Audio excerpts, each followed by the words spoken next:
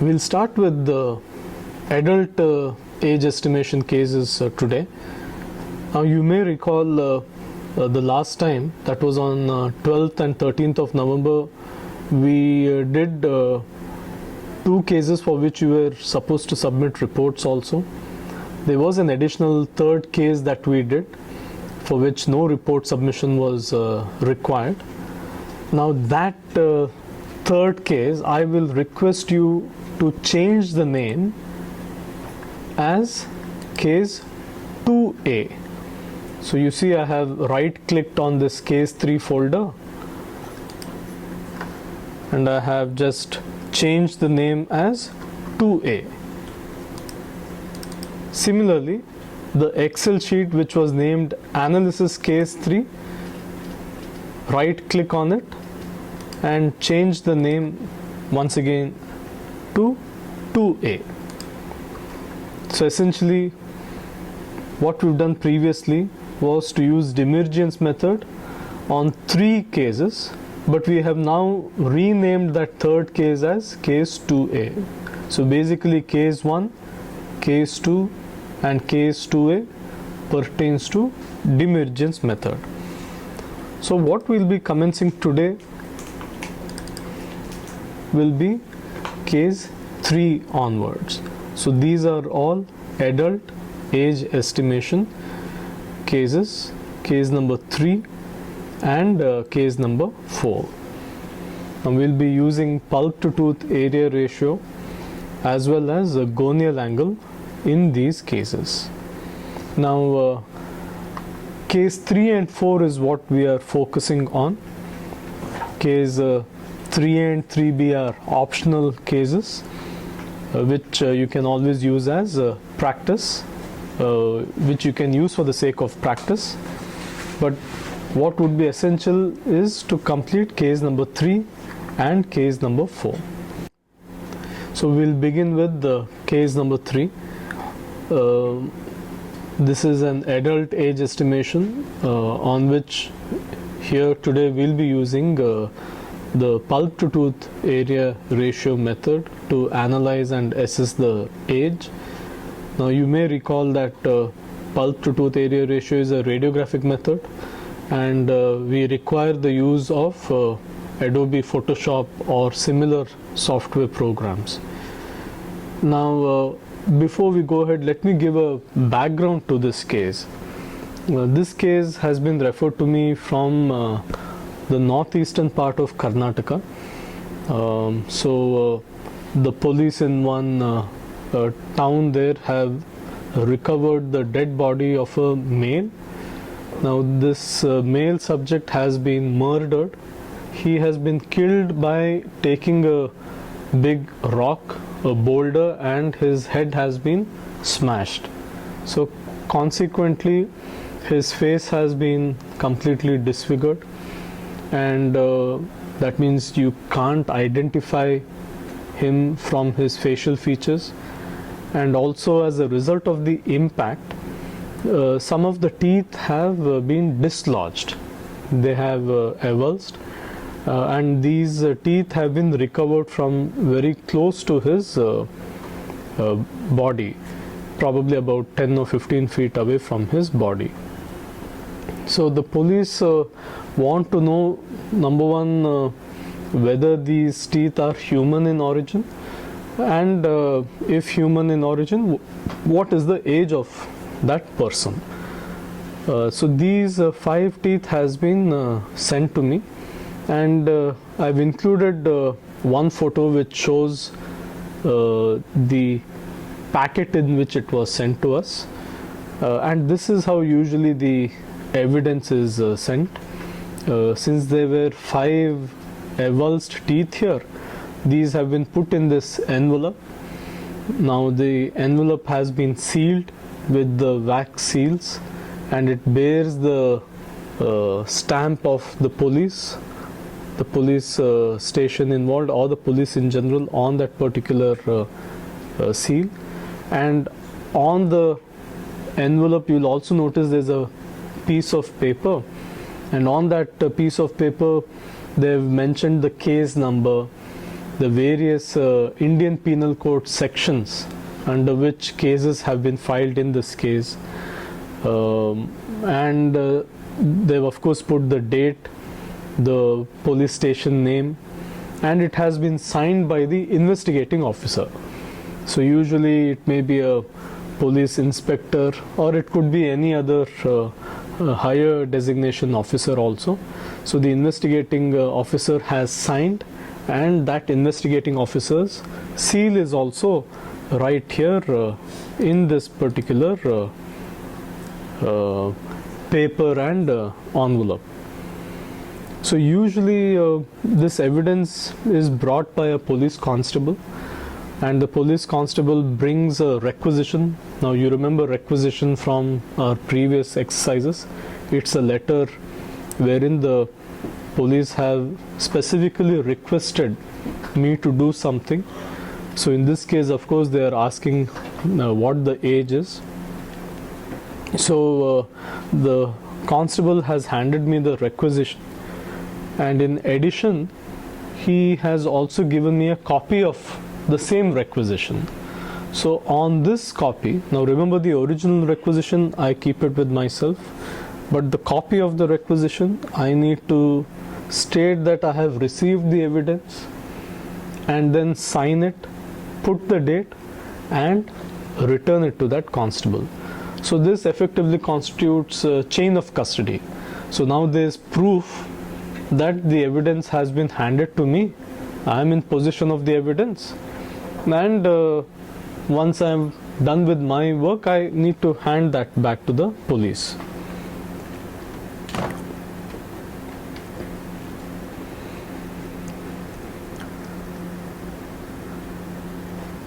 Now normally, before I sign the copy of the requisition stating that I have received the evidence, what I do is, since the requisition says that there are 5 teeth and kindly give an opinion on the age, I need to first verify that there are indeed 5 teeth. So in the presence of the police constable, I will open the envelope, I will check that there are indeed 5 teeth. What is the condition of these 5 teeth?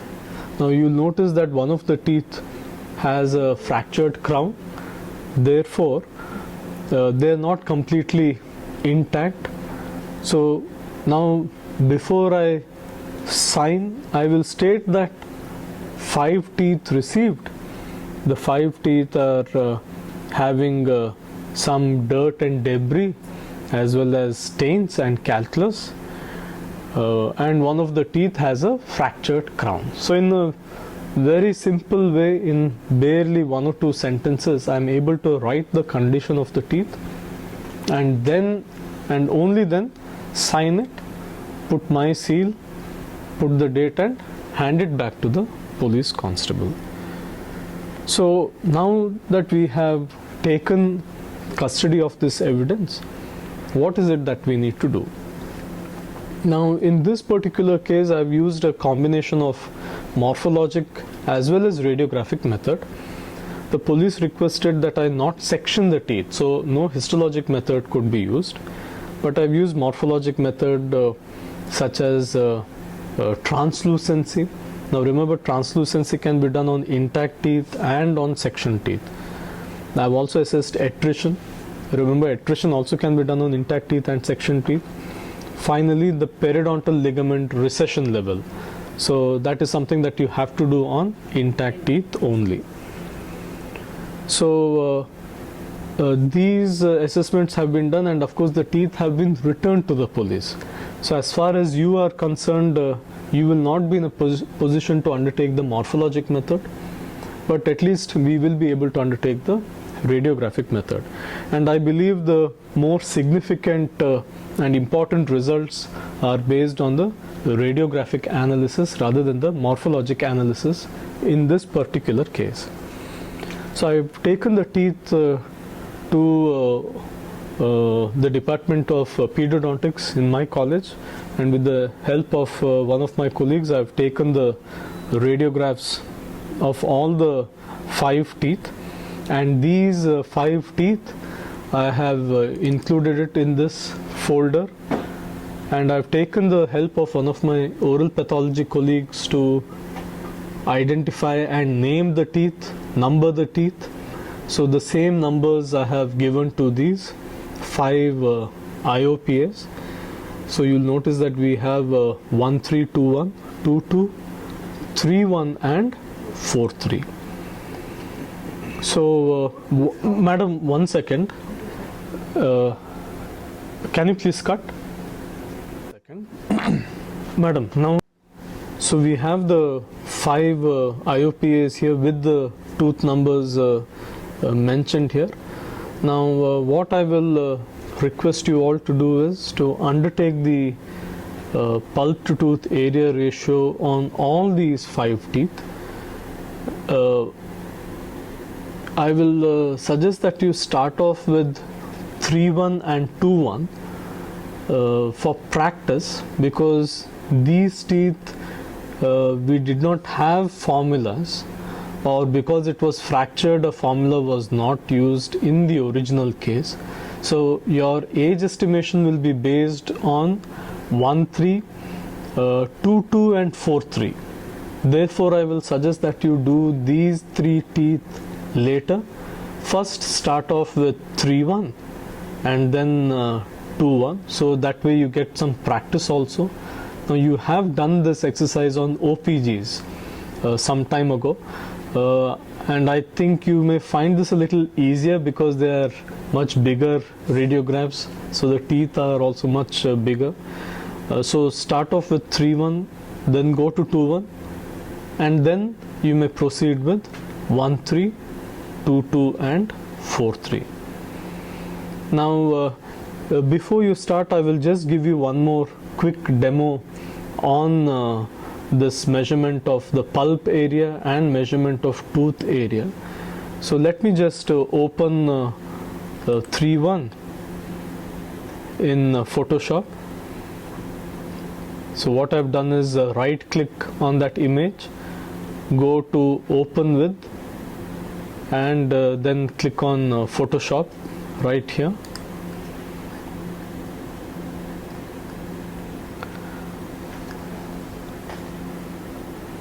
So once 3-1 is opened in Photoshop, how do we measure the tooth and pulp area? Remember, there's a tool called as the magnetic lasso tool, which is hidden below the lasso tool. So normally this is how you get to see it. The lasso tool is what is seen. So if you click on the lasso tool for half a second, you will get to see the other tools also. So we are looking for the magnetic lasso tool. So click on the magnetic lasso tool and then just start at any one corner and then go on clicking all along the periphery, all along the margin of the tooth. So the lasso tool has the ability to stick to this border, stick to the outline, but to an extent you will have to try to control the outline yourself. Partly the tool will be able to select the outline of the tooth and outline of the pulp, because in the difference in the coloring between the tooth outline and the background, which is completely dark, but it will require you to guide it. So I've come back to the point of origin and now just click and you'll see that I have more or less selected the entire tooth outline. Now that the tooth outline or the tooth area has been selected, we need to go to an option called as histogram. Now here, if histogram cannot be seen, you can always activate it by going to window, and here you will get the option histogram. So click on histogram. Now in my case, the histogram has already been activated here. I will note down the pixel value here. So in my case it shows as 206241. before you note these pixel value, do ensure that the cache level is 1. So the cache level has to be 1. This is especially important for those of you who are using newer versions of Photoshop. Older versions of Photoshop, it shows cache level 1 itself, but newer versions, for example CS6, cache level may sometimes be 2 or 3 or 4. If that is the case, notice there's a refresh button here. You have to click on that refresh button. But again, remember, in my case it's showing as cache level 1, so I don't have to press the refresh button. So if it is not 1, only then do you have to press the refresh button. One more important point, sometimes you may end up seeing the compact view of the histogram dialog, which makes it look like this. Notice there is no pixel value shown here. So if there is no pixel value shown for the histogram, then notice this tiny little arrow here. Click on this, and instead of compact view, you must click on expanded view. So when you click on expanded view, that's when you get to see the pixel value. So like I said, these pixel values should be noted, and this has to be entered in that Excel sheet. So the Excel sheet is given right here, analysis case 3, next to 3.1, under tooth area I will type 206241, and then I will repeat the process on pulp area. So to now select the pulp area, you have to deselect the tooth area. So press Ctrl, press D for deselect, and as I just mentioned, repeat the process for the pulp area. So just go on clicking all around the outline of the pulp chamber and root canal. Naturally, this may be a little tougher than selecting the tooth area, because the root canal, especially because it's quite thin, you may find it a little more challenging. But I think it's just a matter of time and a little bit of patience and practice. You should be able to achieve this without too much of a difficulty. So I'm just clicking throughout this radiolucent border, and I've got a fairly decent outline here. Now note down the pixel value again. In my case it is 28458. That I'm going to type it in the pulp area column here in the Excel sheet. So this will give you the pulp to tooth area ratio. Now again, since 3.1 and 4.1 did not have formulas, or we did not use formulas in this case because 2.1 was fractured, you do not get to see a ratio here for 2.1 and 3.1. But that does not matter, because you can use these two teeth for practice, obtain the tooth and pulp area for these two teeth as practice, and then when you do the same on 1.3, 2.2 and 4.3, you end up getting the ratios right here under the PTR column. Once you get the ratios, the ages also will be automatically calculated here. There are formulas from a variety of articles which I have already entered here. You'll notice that when I just take the cursor onto this cell, it says formula from Babshet et al. Here it says formula from G1 et al. Here it says formula in Camerier et al. So the age based on these formulas will get calculated the moment ratios are obtained here. And remember, you will get the ratios as soon as you enter the tooth area and pulp area. Remember, enter the values and then press enter. Don't just enter it and stay as it is. You must press enter after you type in the numbers. Let's cut.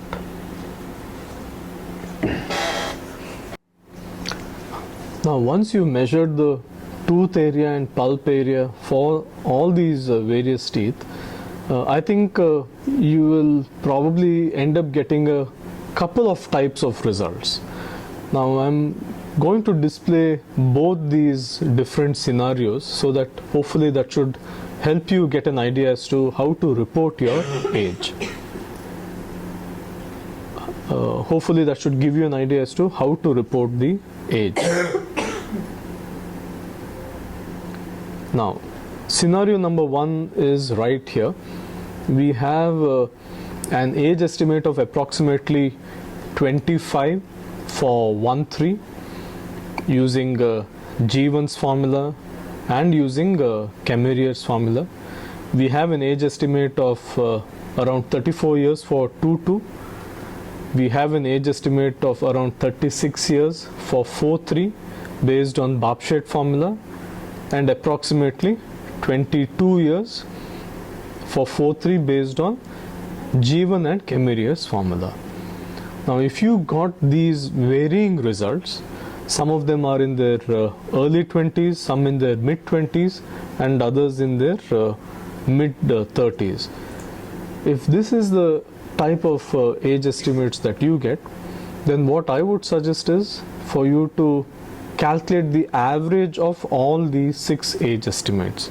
I say 6 because I'm not including this particular age estimate based on 1-3 and 4-3.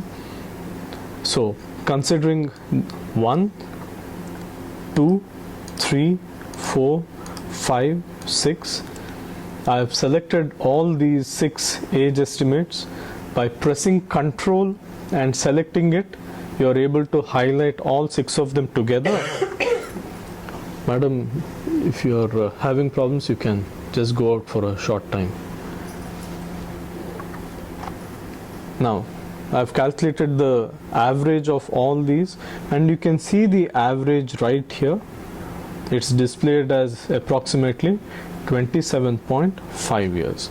So this is option number 1, wherein you consider the average of all the available age estimates. We can cut it, Mr. Vicky. The second option is what you see right here, wherein for 1-3 using G1 and Camerier's formula, we are getting an age estimate which is very low, barely 2 to 3 years. On the other hand, for 2-2 we are getting an age estimate of around 34. For 4-3 we are getting an age estimate of 32 years using Bapschet's formula. But again, when you look at the formula for 4-3 based on G1 and Camerier, we are getting around 12 to 13 years. So you'll notice that at the outset these may appear to be rather bizarre results, in the sense some of the formulas are giving 2 or 2.5 years and 12 or 13 years, whereas other formulas are giving 32 to 34 years. Now this is something which many have actually encountered. Some have even got results which are in the negative when it comes to 1-3 as well as 4-3 using G1 and Camerier's formula. In such situations, I would recommend that you obtain a second or a third opinion also.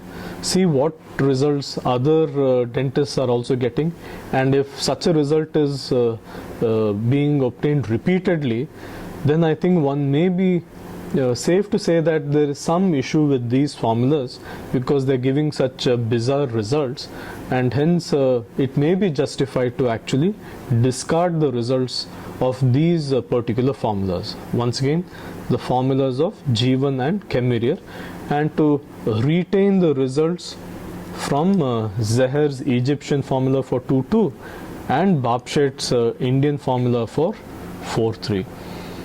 Calculate the average of 2-2 for Zeher and 4-3 for Babshet, and here we get an age estimate average of 33.5 approximately. So this average which you see here at the bottom of the Excel sheet, that can be retained as the most likely age.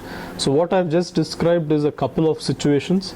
So remember, sometimes you may get results which may be a little mind-boggling, so you will have to try to tackle such cases. The best way to approach such a case would be to obtain multiple opinions, and when you obtain multiple opinions you end up seeing a pattern, and that pattern should guide you in your decision making process. So once again, here in the second situation, the second scenario, I have discarded the bizarre results of 2 years or 12 years or 13 years. Why can't it be 12 or 13 years? Because looking at the amount of stains, looking at the amount of wear on those teeth, it definitely belongs to an adult, can't belong to such a young subject. So it must belong to someone who's a little older. Therefore, the older age of 32 and 34 has been considered in this particular scenario. So now that you have estimated the age, estimated the most likely age, taking the average of a few of the ages that you have got from some of these formulas, you can put this in your report.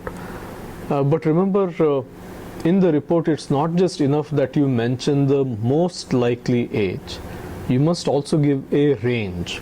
Now, you may recall in many of the exercises we've done before, for example in the Demirjian's exercise, the error rate for males was 1.17, error rate for female was 1.6.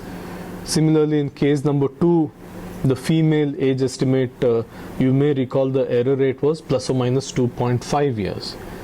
So in all of those instances, the error rates were actually provided to you in the Excel sheet. Upper limit was there, lower limit was there. However, here I have deliberately not included the error rate because I think you must try to find out for yourself where the error rate is. Now, the error rates are normally reported in the articles from where we have obtained these formulas. So it's your task to actually go through those research articles and carefully find out what formula to use and accordingly which error rate to incorporate. Now, as an example, let me just show you the error rate for Babshet's article, because I think this error rate would be the easiest, simplest. So let's go to that folder called PTR method, and in this I'm going to just open Babshet's article. Now here in Babshet's article, ideally you have to go through this article very carefully, and as you go through it, starting with the abstract and then go down to the introduction, go down to the methodology, but the error rate you will really come across it in the result section. Usually it's in the result section that you usually get to see the error rates. Also remember, sometimes the error rates may be given in tables. So many times when we start reading articles, we may end up missing the tables. So you'll have to ensure that you carefully look at the respective tables. Now, even though you go through the results, even though you may actually look at the tables, you may still not find the word error rate there. So you need to understand what are the terms that may be used to depict the error rate. In this case, you will come across something called as MAE. MAE, The full form has been described earlier in this article, and that is mean absolute error. Right here you'll notice that it says this is the mean absolute error, or MAE. So mean absolute error is one of the terms used to describe the error rate. So you will really understand these as you read more and more number of articles. But my point here again is to impress upon you the importance of you going through the entire article, trying to understand which is the formula that was used here, and accordingly what is the error rate associated with that formula. Now remember, Bapshet's formula is right here, 64.413 minus 195.265 into pulp to tooth area ratio. So this same formula is actually mentioned in this particular article. So you'll get to see that formula right here. You see, 64.413 minus 195.265 into pulp to tooth area ratio. And here it says application of this formula on a control group yielded a mean absolute error of 10.76 years. So this error rate has been described quite simply here, in a very simple manner in this particular article. But once again, remember, it may not be depicted in such simplistic terms in most other articles. You may have to literally sift through the tables, sift through the results. But before that, you will have to try to understand what is the type of error rate that they're using. I've used something, rather we, Bapshet and myself, have used something called as mean absolute error here. But others may use terms such as standard error of the estimate, SEE. Some may use terms like residual. So all this description normally would have been given under the methodology. So you have to carefully look at the materials and methods, try to understand what's the error rate that has actually been used here, and then try to correlate the error rate with the formula.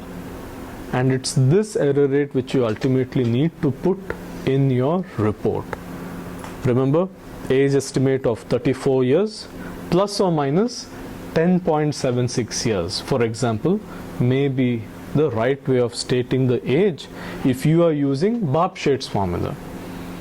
In your case, you have used multiple formulas, so you'll have to look at all the different error rates. Error rates for Zeher, error rates for Jeevan, error rate for Camerier, and then looking at all the error rates for all these formulas in all these articles, then try to come to one appropriate error rate in your report. Let's stop. Now there's one more way of reporting the age,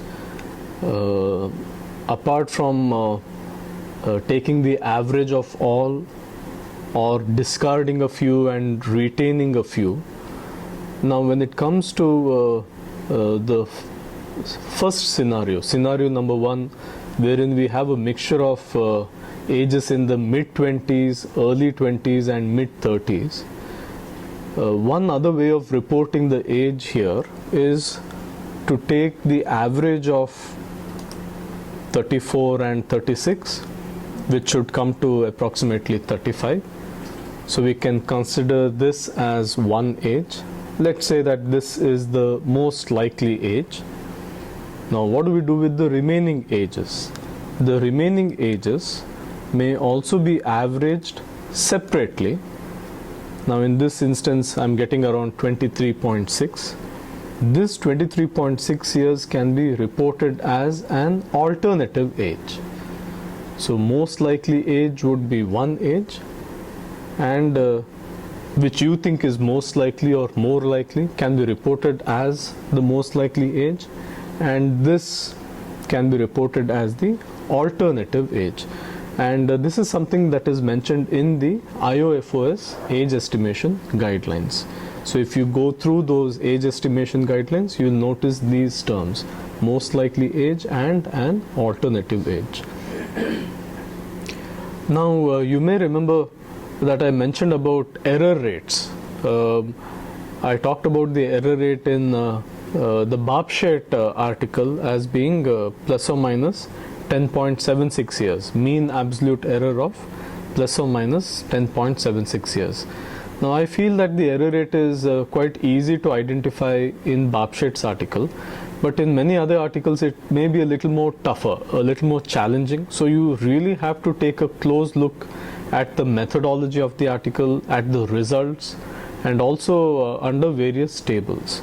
Now for example, in this Zeher's article, which is the formula for the central and lateral incisors, you notice that the error rates are mentioned under table number 4. So if you just scroll down to table number 4, which is in page number 64, you notice that there are a host of error rates, and here there are multiple formulas, multiple error rates. Since in case number 3 we have used only the lateral incisor, tooth number 22, there are multiple error rates for each of the lateral incisor based on the age group. You'll notice there's something called as SEE, which is standard error of the estimate. So you may consider taking the average of the SEE for the lateral incisors for different age groups, and when you obtain the average of these 5 error rates, you'll get approximately 1.9 to 2 years of error rate. So that's one other way of calculating the error rate. Now if you go further to, for example, Jeevan's article, the error rate is on the 3rd page of Jeevan's article under table number 5. They very clearly mentioned that you have a residual. So residual, which is nothing but the difference between the actual age and the estimated age. So since they have reported 3 different formulas, they've given the error rates also for these 3 different formulas, namely upper canine, lower canine, and the 3rd formula, which comprises of both the upper and lower canine. So you'll notice that the upper canine error rate is plus or minus 4.28 years. Error rate for lower canine is plus or minus 6.39 years. Error rate for both upper and lower canine combined in the combined formula is 4.78 years. Lastly, if you look at Kemirier's 2007 article, the error rate is mentioned right from the 2nd page under results. This is the first formula, which is for both upper and lower canines, and the error rate here is depicted as ME. ME is nothing but the mean error rate. So here mean error for upper and lower canines combined is 3.36 years. If you go further down, you'll notice that he is given the error rate for the lower canine as well as the upper canine. So the error rate for the lower canine is 4.38 years, and the error rate for the upper canine is 4.46 years. So like this, you'll have to look for each individual formula within these articles, identify which formula you want to use, which formula has been used, and then accordingly check for the error rate of those individual formulas and use this error rate along with your estimated age. So it's extremely important that you mention the estimated age or the most likely age along with the respective error rates. Without this, many may consider your age estimation reporting to be insufficient. So once you have identified the estimated age and the error rate, please list them down properly as part of your report, as was discussed previously. And if you have any doubts, any questions, you're most welcome to ask me. The online candidates may ask me any queries or questions they have on the FOFP online platform. Thank you very much.